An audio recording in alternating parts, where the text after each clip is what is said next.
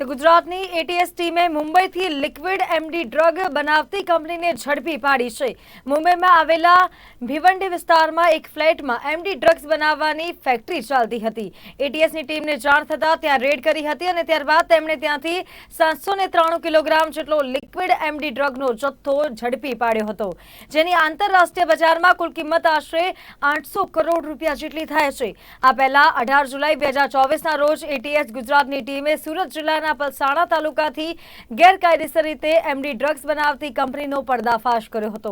એ વખતે તેમણે 51 કરોડ રૂપિયાનો 31 કિલો જેટલો લિક્વિડ એમડી ડ્રગ્સ મળી આવ્યો હતો।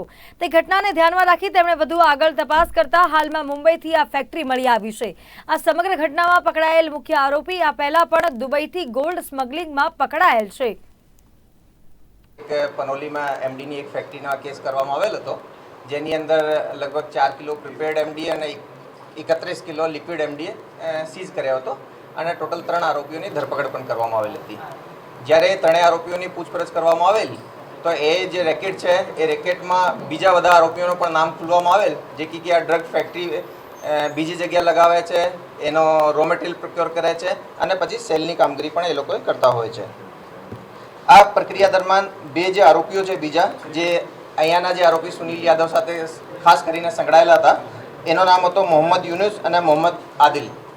એ બંને જે છે મુંબઈના રહેવાસી છે, એ ચિંચબંદર વિસ્તાર છે ત્યાં રહે છે। એ બંને ઉપર અમે વર્કઆઉટ કરતા હતા હ્યુમન રિસોર્સિસ અને ટેકનિકલી। એ દરમિયાન એટીએસના ડીવાયએસપી એસએલ ચૌધરી સાહેબને બાતમી મળી કે ભાઈ એ જે બંને આરોપીઓ છે એ ડ્રગ પેડલરની જેમ મોટા પ્રમાણનો જે જથ્થો છે એને ખપાવવાની સાથે સાથે ત્યાં ડ્રગ્સ મેન્યુફેક્ચરિંગનું કામ પણ સુનિલ યાદવની જેમ જ કરી રહ્યા છે। તો આ બાતમી આધારે અમારી એક ટીમ બનાવી, જેની અંદર ઇન્સ્પેક્ટર CH પનારા, ઇન્સ્પેક્ટર બ્રિજેશ પટેલ અને બીજા PSI PHની ટીમ બનાવવામાં આવેલી અને સરકારી પંચો સાથે અમે એ જગ્યા ઉપર રેડ કરી અને રેડ જ્યારે કરી તો એ લોકોએ બંને જે આરોપીઓ છે એ બંને આરોપીઓ ત્યાં જગ્યાથી મળી આવેલ। સાથે સાથે એ લોકોએ ભિવંડીમાં એક નાનકડો ફ્લેટ રાખેલ હતો, જે જગ્યા પર લોકોની અવરજવર થોડી ઓછી હોય છે। એ ફ્લેટમાં આ લોકોએ મેન્યુફેક્ચરિંગ એમડીનો કરી રહ્યા હતા।